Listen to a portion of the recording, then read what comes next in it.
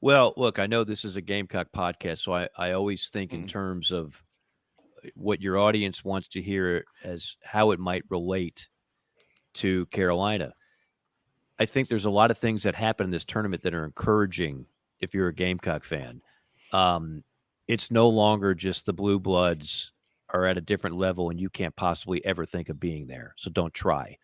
For years and years, it was um, South Carolina is so close to North Carolina, which poses a problem because North Carolina has the Tar Heels and Duke, and how are you ever going to beat those schools on a guy? Blah blah blah blah blah blah. A million excuses as to why South Carolina, and I've heard every coach under the sun use them. Why South Carolina can't be better in men's basketball? You look at the obvious, what I've been talking about on shows and places for years, which is Alabama and Auburn were pretty lackluster in basketball for a long, long time. And now all of a sudden you've got, I know Alabama spit the bit early, but they were number one in the country for a while.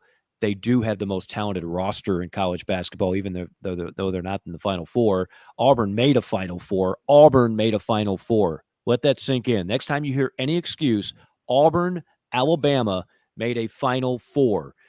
It can be done. And where I was going with all that is that the reason why we had so many upsets, and it's an aberration, and it's not. We're going to have this many non-blue bloods in the Final Four again? Maybe not for a while. It's the last time it happened was 2011, so it's like a 12-year cyclical thing. But we are going to have more and more programs that are not historical heavyweights, but older wins in basketball.